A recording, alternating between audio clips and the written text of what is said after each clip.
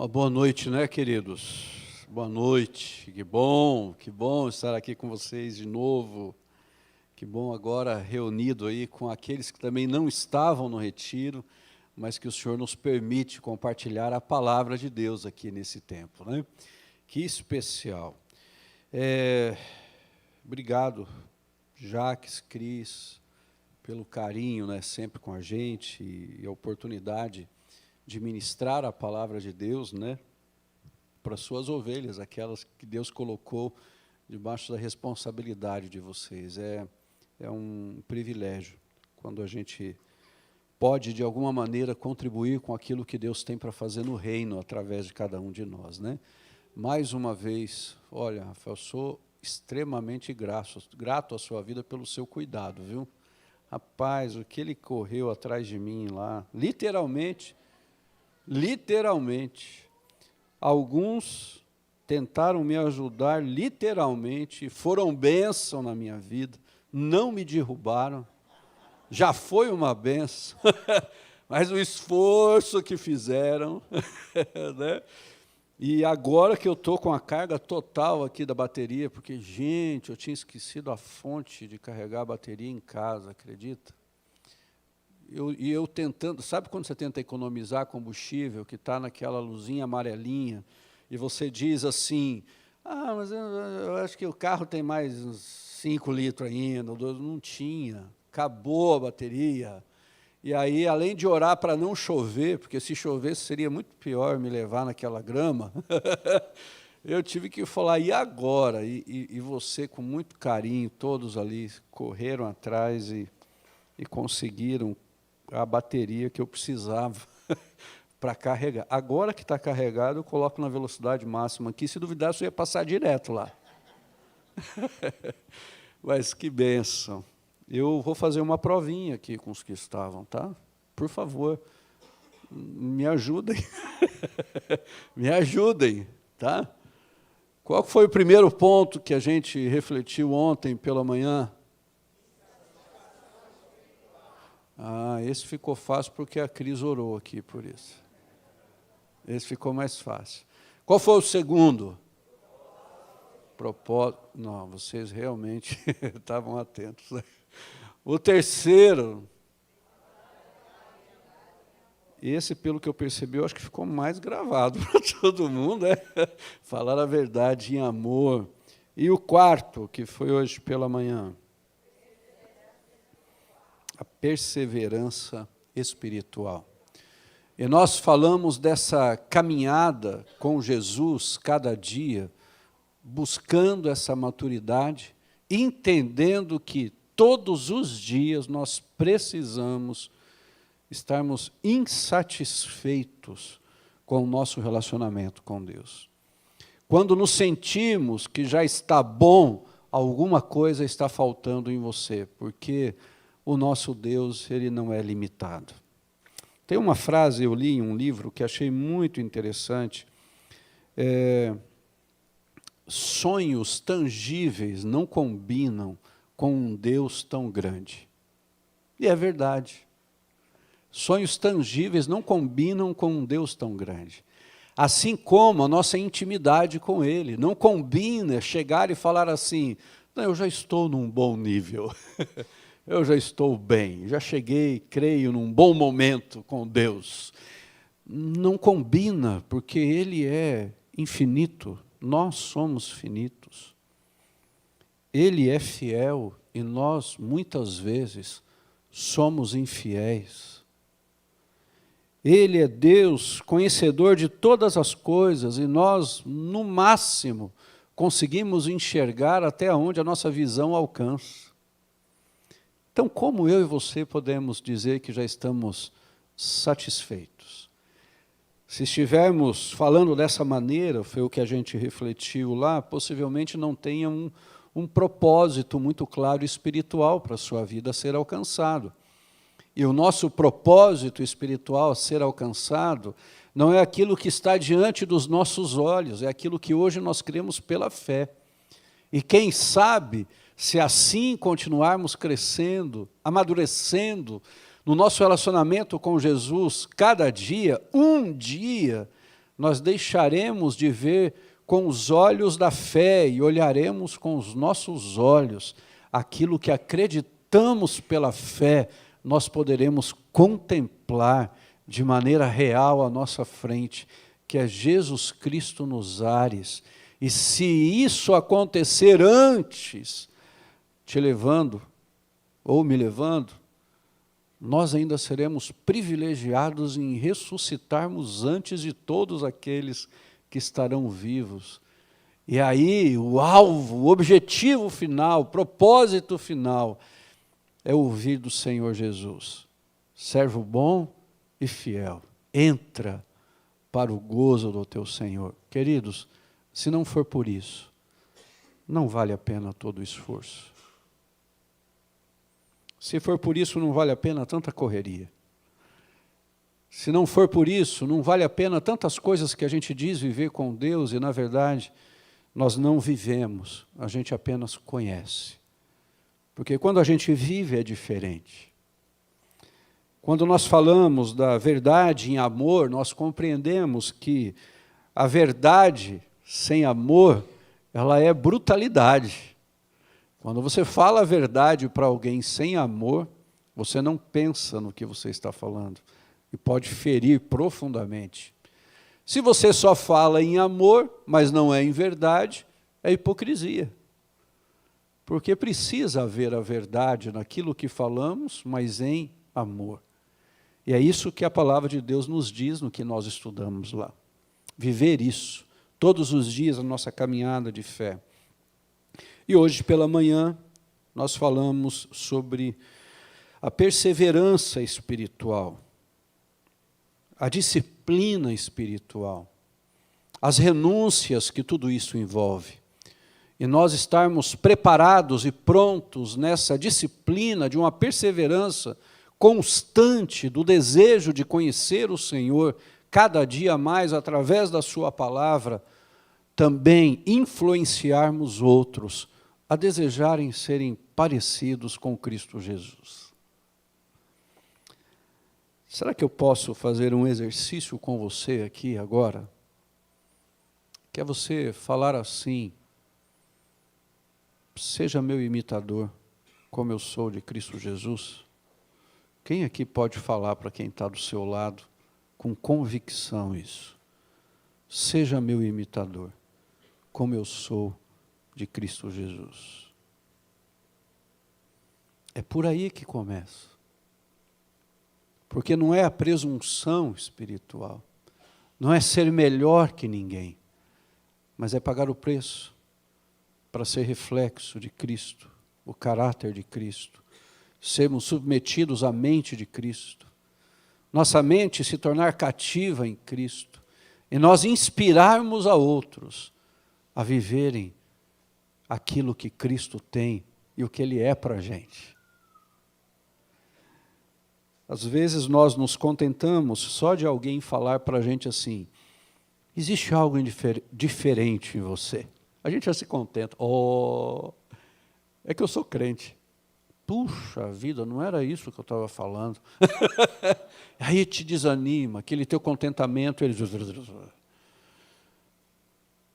São nos nossos atos, nas nossas escolhas, nas nossas decisões, nos nossos sonhos, nos nossos projetos, em como servimos, em como cuidamos, em como sonhamos o nosso futuro. A marca de Cristo Jesus precisa estar presente. O que o apóstolo Paulo nos ensina é isso. E eu quero hoje, fechando esse tempo de meditação com você, do marasmo espiritual, dessa desnutrição espiritual para uma maturidade, eu quero ler com você o texto de Efésios, capítulo 4, verso 13 a 16, que diz assim: até que todos alcancemos a unidade que a fé e o conhecimento do Filho de Deus produzem e amadureçamos, chegando à completa medida da estatura de Cristo. Ele faz que todo o corpo se encaixe perfeitamente e cada parte, ao cumprir sua função específica, ajuda as demais a crescer, para que todo o corpo se desenvolva e seja saudável em amor. Qual é o quinto ponto, então, que nós aprendemos nesse texto? Se refere à unidade espiritual. O apóstolo Paulo aqui, ele procura elaborar nesse texto, e quando nós lemos os versos anteriores também, e os versos posteriores, é sobre a edificação do corpo de Cristo. É no que este corpo de Cristo, a igreja do Senhor, que é apenas parte desse corpo de Cristo, está edificado. É com base no quê? Qual é o alicerce? Qual é a profundidade? O que dá sustentação a essa comunidade de fé que vive e precisa experimentar uma unidade espiritual, mas entendendo que a profundidade desta base de edificação, ela precisa estar em Cristo.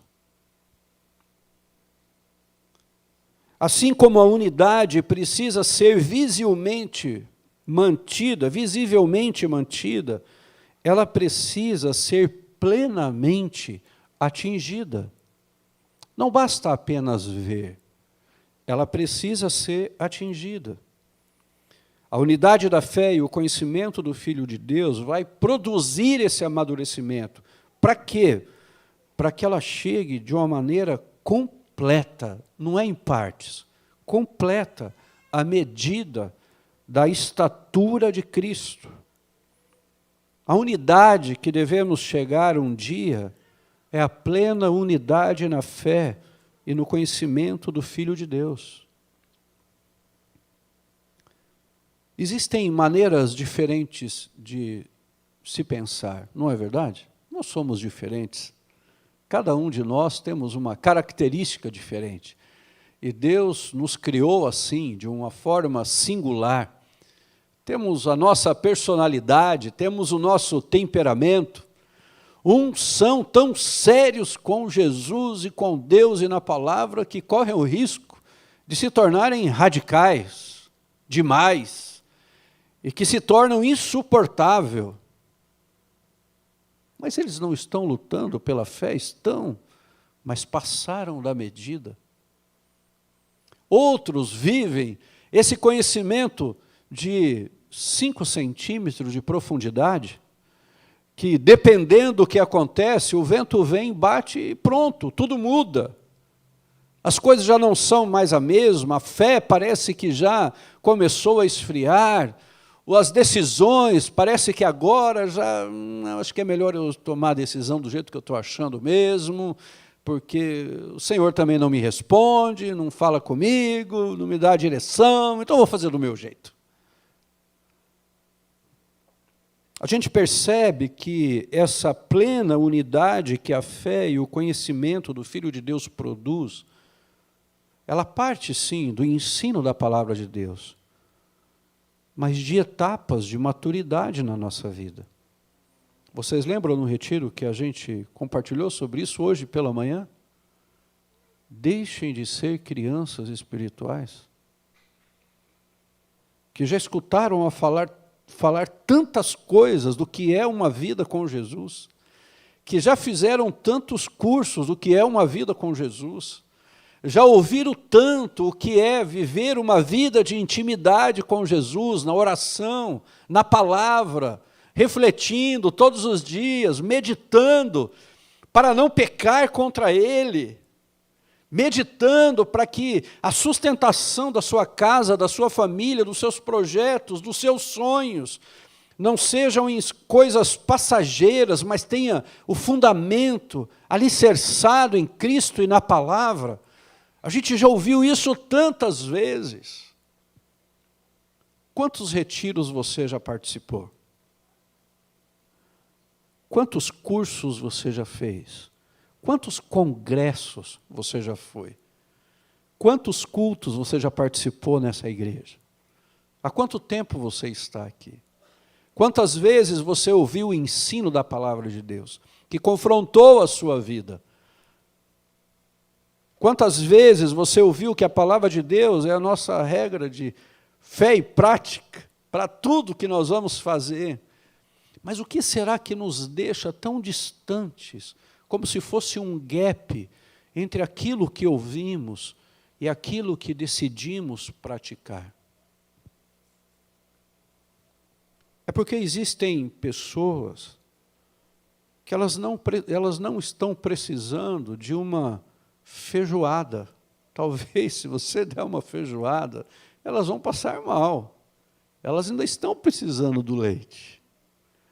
Mas tem alguns que já estariam prontos para comer uma feijoada tranquilamente, mas ainda querem ficar só no leitinho.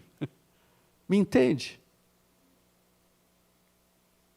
A maturidade, o crescimento de maturidade espiritual, talvez não seja medido pela idade que nós temos. Por mais que, quanto mais vamos envelhecendo, se espera que estejamos mais maduros. Não é verdade? Você espera isso, não é? Vai envelhecendo, vai amadurecendo, você vai tendo muito mais experiências de vida, você vai acumulando na sua história as coisas que você olha para trás e fala assim, puxa, nem eu acredito que eu fui capaz de fazer isso há um tempo atrás. Nem eu acredito que eu era capaz de brincar daquela maneira. Nem eu acredito que eu era capaz, nem eu acredito. Por quê? É um processo de maturidade. E na vida espiritual, queridos, é da mesma maneira. Quando o apóstolo Paulo destaca aqui, inspirado pelo Espírito Santo do Senhor, porque é isso que nós cremos na palavra de Deus, ele fala que a gente tem que lutar para alcançar essa unidade na fé e no conhecimento do Filho de Deus, é onde cada um de nós mutuamente queremos ver o outro crescer. Nós desejamos ver o outro crescer. Nós desejamos ver o outro amadurecer. Nós desejamos caminhar com aqueles que estão chegando, mas também queremos aprender com aqueles que já estão.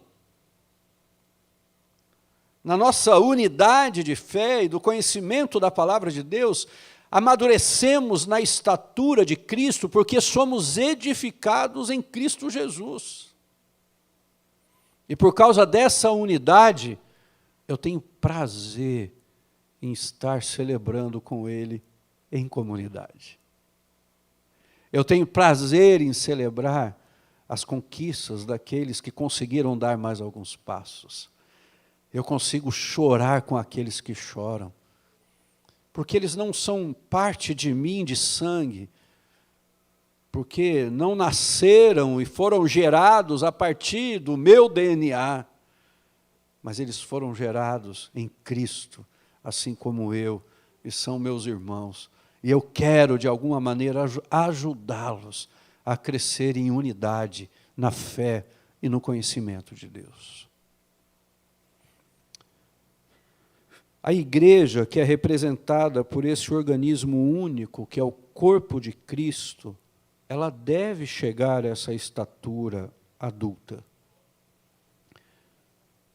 Nós temos áreas infantis na nossa igreja, ministério infantil, porque precisamos ter, ou porque nós queremos que os nossos filhos, os nossos netos, netas, filhas, sobrinhos, sobrinhas, aprendam de Cristo e cresçam aprendendo de Cristo Jesus.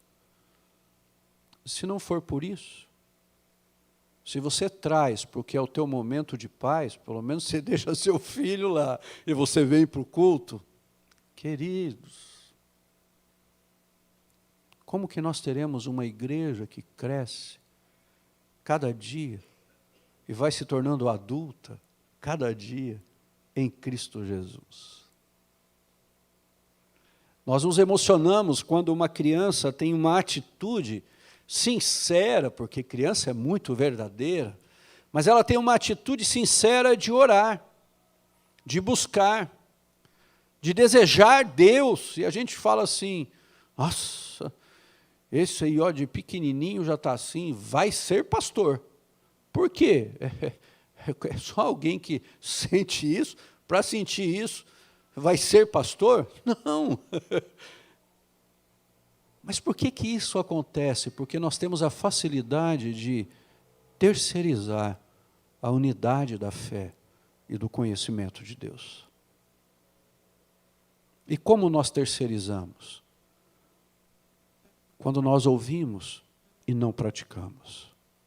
Jesus usa uma parábola tão interessante. Ele diz assim: existem aqueles que constroem a casa, e uma casa linda sobre uma areia, e ele usa as mesmas coisas. Vem o vento, a tempestade, vai sobre aquela casa.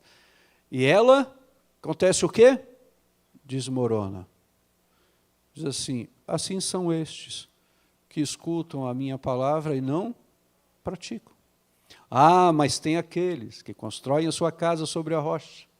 E quando vem a tempestade, vem o vento e bate sobre ela, ela permanece firme. Por quê?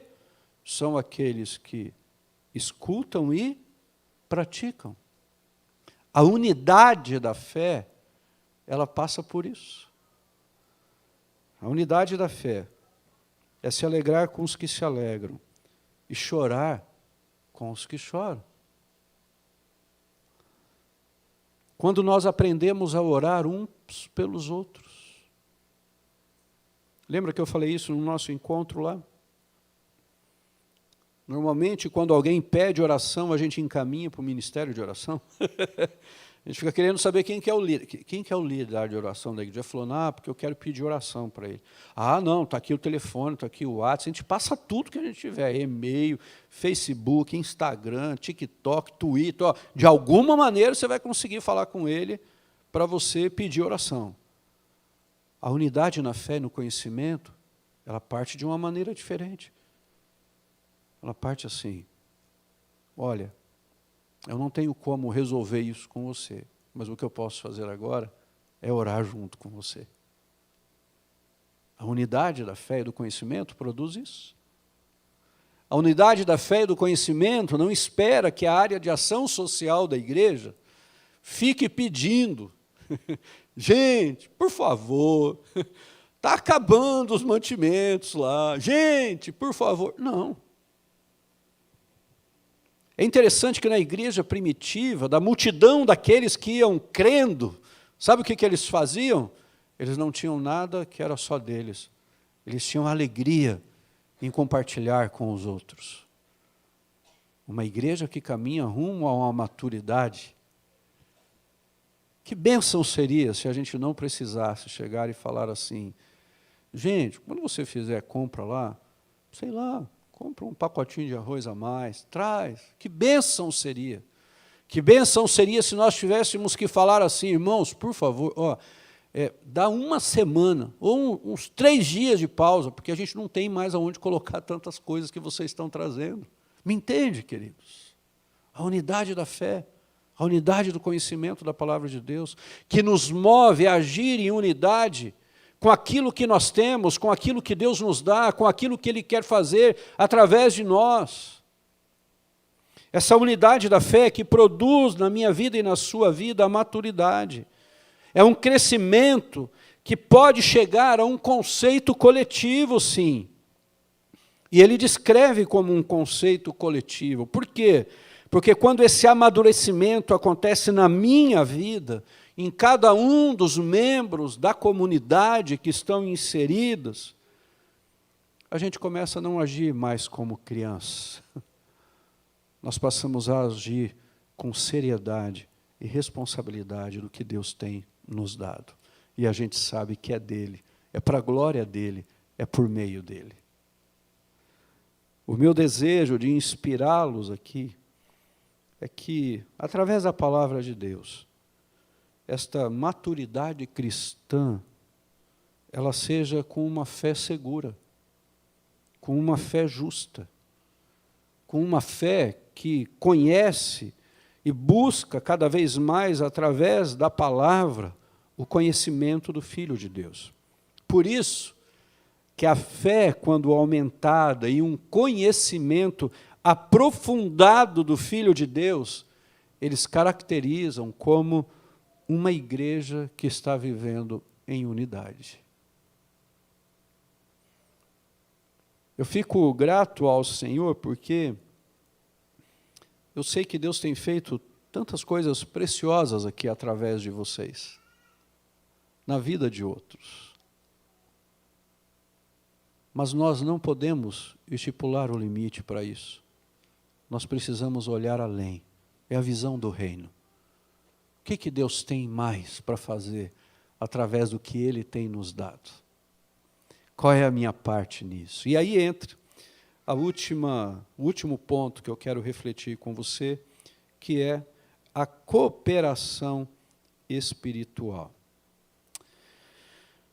O verso 16, ele diz assim: Ele faz que todo o corpo se encaixe perfeitamente. Perfeitamente. Olha que tremendo, queridos. É o chato com aquele que é gente boa. É o nervoso com aquele que é calmo. É o apressado com aquele que quer esperar um pouquinho. É aquele que é organizado com aquele que é desorganizado. É aquele que é sonhador, daquele que é meio assim, não, acho que a gente tem que avaliar primeiro, vamos ver primeiro. Quando Cristo trabalha a unidade, essa cooperação espiritual, ela parte da própria ação do Espírito Santo em nós, fazendo com que todo o corpo se encaixe perfeitamente. Mas não se encaixa perfeitamente só porque tem... quantas cadeiras aqui, mais ou menos? 200 cadeiras, então assim, gente, nós já chegamos no nosso limite, graças ao Senhor, os 200 que eram para ser os cooperadores espirituais do Senhor, já estão aqui, não temos mais espaço. Não, deixou de ser parte do corpo de Cristo. Porque tem mais pessoas para serem alcançadas, tem mais pessoas para serem levadas o Evangelho até a vida delas. E aí a gente olha e tem que olhar nessa cooperação e entender que veio alguém, vai se encaixar perfeitamente se nós estamos vivendo essa unidade espiritual. Mas nós vamos nos tornar cooperadores nesse encaixe perfeitamente, não por causa de nós, mas por causa de Cristo. E aí diz assim, em cada parte, ao cumprir sua função específica. E aqui, para mim, é tão interessante que tem uma relação muito grande com os dons espirituais. Pelo menos um dom você tem. Porque quando você entregou a sua vida a Jesus, você foi selado com o Espírito Santo da promessa do Senhor. Agora existem os dons que o Espírito Santo do Senhor gera em nós. Alguns como mestres, outros com dom de misericórdia, outros com os dons de falar em línguas, outros com os dons de profecia, quando se fala em línguas. São tantos dons. O dom do conhecimento, o dom do servir, da compaixão. Tantos dons que a gente vê lá em 1 Coríntios. Quando essa função específica se encaixa com aquilo que o Espírito Santo do Senhor faz em mim, para que eu seja parte dessa cooperação espiritual, fica mais leve, queridos. É triste isso, mas é um fato. Todos líderes sabem que a força de trabalho de qualquer igreja, quando chega a 30%, a gente fala, graças a Deus, nós estamos acima da média. Mas é triste isso.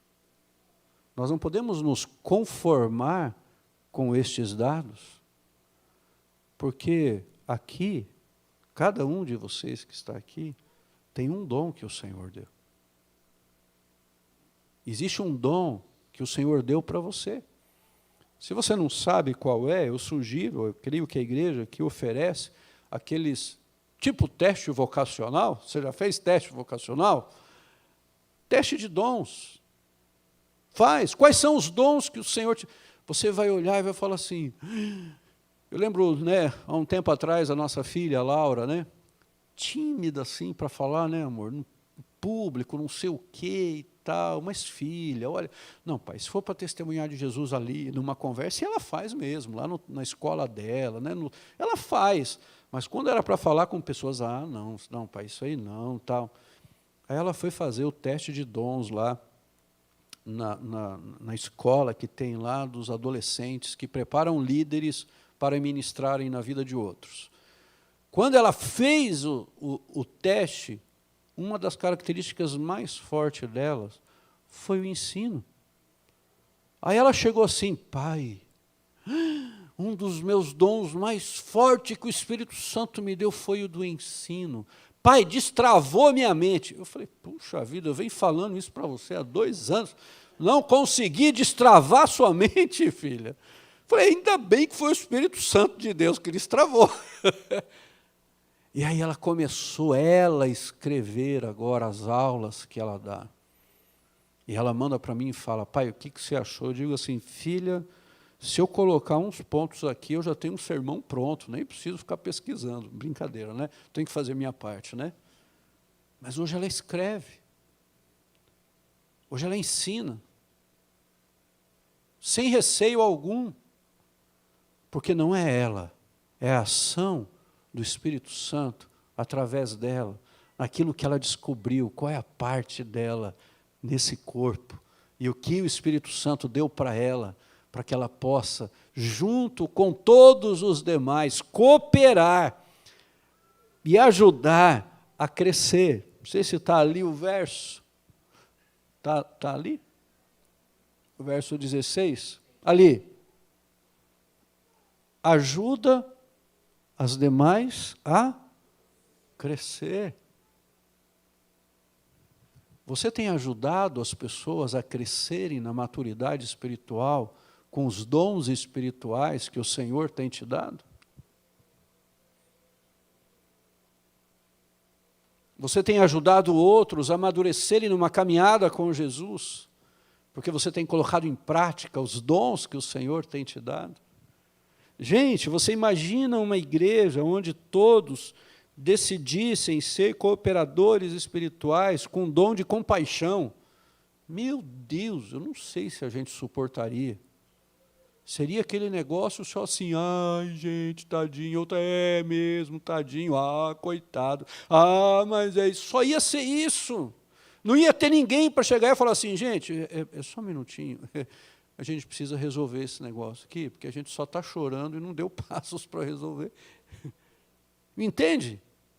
Mas, ao mesmo tempo, se todo mundo fosse assim, não, tem que resolver, não, tem que resolver, não, tem que fazer o planejamento, não, tem que fazer o planejamento, mas o melhor planejamento é esse aqui, não, a melhor ferramenta é o SWOT, não, a melhor ferramenta é a 5W2H, não, mas agora não é 5W2H, agora é 5W3H, pois é, tal. E não tivesse alguém que falasse assim, gente, vamos orar antes?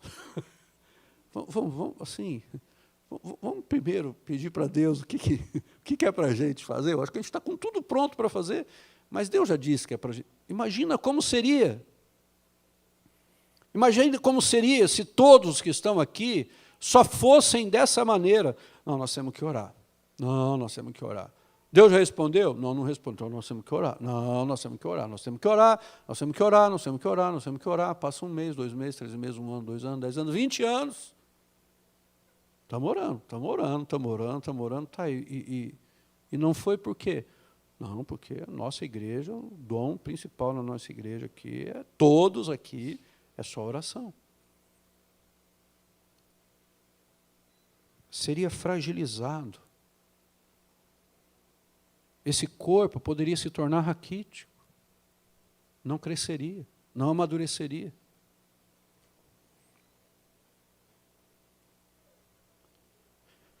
Quando nós entendemos a nossa parte no reino de Deus, nessa cooperação, todo o corpo se desenvolve de uma forma saudável. Todo o corpo. Não é só você, é o outro. é o que está com você. Cresce também de maneira saudável. Quando a gente começa a entender isso, não importa o quão insignificante você acha que você seja dentro de um contexto, porque aquele ali parece que tem um dom assim, que, né, ao outro. Né? Eu lembro no nosso início de ministério, eu e minha esposa, eu falhei muito com ela no início nesse sentido, porque nós tínhamos referenciais muito fortes do que era um casal de pastores na igreja. Era muito forte. E quando eu assumi o ministério, eu assumi assim, convicto, certo de que era isso para o resto da minha vida, sem olhar para trás. E aí eu queria que a minha esposa fosse igual o que nós tínhamos de referenciais. Ela tinha que estar na frente comigo, ela tinha que liderar, ela tinha que falar, ela tinha que orar, ela tinha que não sei o quê, ela tinha que... Por que não? Porque Deus chamou a gente para o ministério, meu bem, você tem que estar lá, meu bem. E quantas vezes eu sei que eu entristeci o coração dela no início de ministério por causa disso. Até que a gente entendeu que nós dois, como casal, como uma só carne, temos um chamado ministerial, que a gente não olha para trás. Eu sei que a minha esposa, ela do jeito dela, eu do meu jeito, se Deus falasse para a gente assim, olha, dê o seu tempo na PIB, a gente vai te levar para São João da Bota Mansa, tem 500 habitantes a cidade, você vai ganhar R$10 por mês, se Deus falasse para nós assim, filho, filha, é isso que eu tenho, é isso sendo da minha vontade. E confirmasse para mim do jeito que eu preciso da confirmação, confirmasse para ela do jeito que ela precisa da confirmação, nós iríamos. Isso sim, é uma unidade entre nós, o nosso chamado. Mas os nossos dons, queridos, são totalmente diferentes. E é aí onde que a gente se completa mais ainda. Porque quando ela chega e fala, ai, meu bem, eu estou pensando nisso, ó, eu estou tendo um sinalzinho de Deus, mas assim, eu nem quero ficar falando muito sobre isso. Eu já começo a orar, falo, bom, senhor, se ela já está sentindo que tem um sinalzinho, já é um bom começo. Então, eu preciso agora que o senhor continue confirmando isso, para tomar a decisão no tempo certo. E, às vezes, eu tenho que chegar e falar assim, meu bem, agora já chegou no momento, agora não dá para esperar mais. Agora a gente já tem tudo que Deus nos disse. E a gente se completa. É isso, queridos. Você é parte disso. O Senhor te deu dons. Para que nessa cooperação espiritual, o corpo de Cristo, esta igreja, que é parte desse corpo de Cristo, se desenvolva de maneira saudável e em amor. Eu quero concluir aqui com um texto, que é 2 Coríntios, capítulo 13, verso 11. E eu quero daí chamar o Jacques aqui, e ele como pastor que Deus tem colocado aqui, para direcionar vocês naquilo que é a palavra de Deus. Ele também, através disso, conduzir aquilo que o Espírito coloca no coração dele para dar os próximos passos com vocês. Mas eu quero terminar usando esse texto da palavra de Deus, quando o apóstolo Paulo diz assim, em 2 Coríntios, capítulo 13, 11. Irmãos, encerro minha carta com estas últimas palavras. Alegrem-se, cresçam até alcançar a maturidade, encorajem-se mutuamente, vivam em harmonia e paz. Então, Deus de amor e paz estará com vocês. Que o Senhor os abençoe, queridos.